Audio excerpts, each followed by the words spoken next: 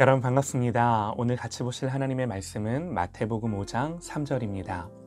심령이 가난한 자는 복이 있나니 천국이 그들의 것이며 아멘. 천국을 얻게 되는 마음이라는 제목으로 하나님의 말씀 듣겠습니다.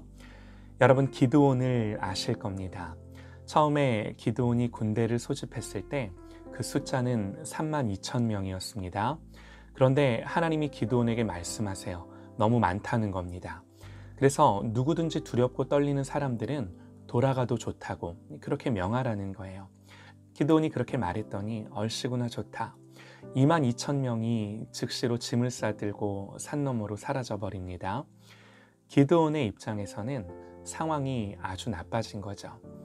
그런데 하나님은 기드온에게 더 상황이 악화되는 것을 보여주실 참이었어요. 하나님 한 번 더 기드온을 낙담케 하는데요. 내게 아직도 군사가 많구나. 왜 하나님 이런 말씀을 하실까요?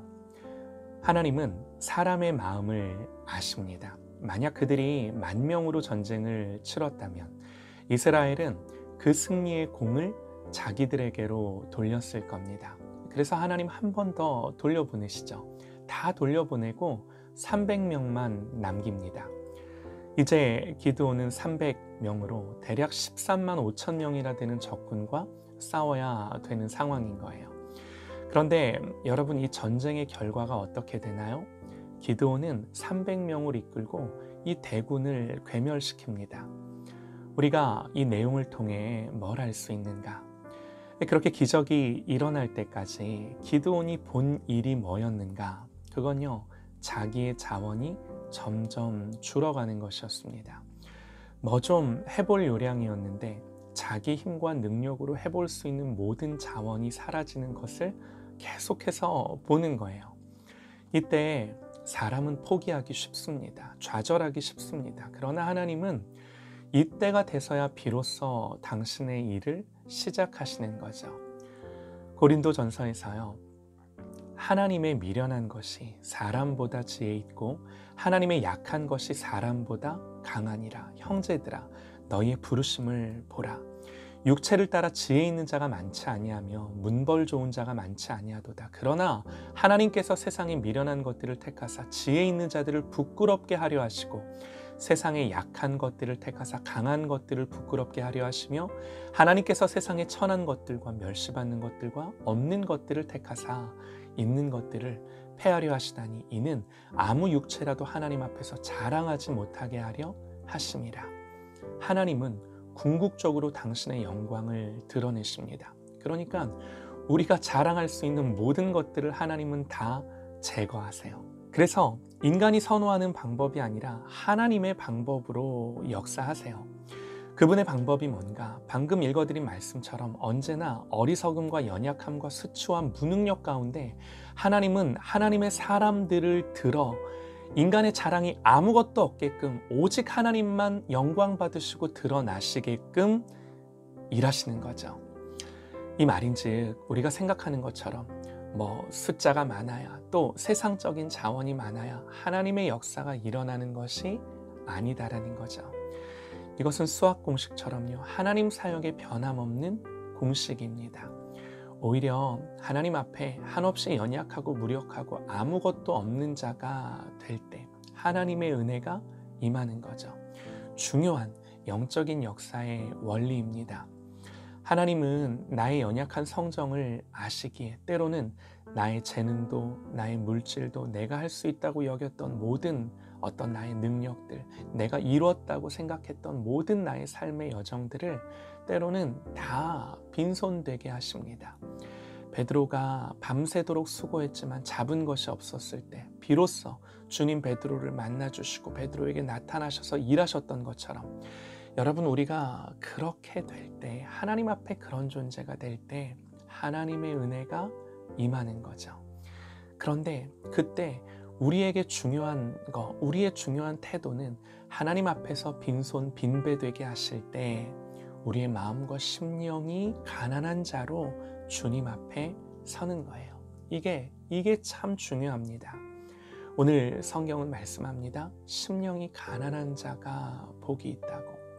하나님 앞에서 가난한 심령, 여러분, 그래야 은혜가 필요한 자가 되는 거예요. 그래야 은혜를 구하는 자가 되는 거예요. 한 문둥병자가 있었습니다. 예수님 당시 문둥병은 하나님께 버림받은 병, 저주받은 병이죠. 그런데 누가복음 5장에서 그런 문둥병자가 주님에 대한 소문을 듣고 사람들 사이를 뚫고 주님께 나아가는 그 사람이 돼요. 주님께 엎드립니다. 그러면서 고백하죠. 주여, 원하시면 저를 깨끗게 하실 수 있나이다.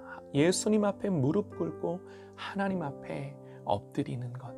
말씀드렸듯이 문둥병자는요, 사람들로부터 격리되어서 이 사람들 사는 동네에 사람들 많은 곳을 돌아다니면 목숨의 위협을 받죠.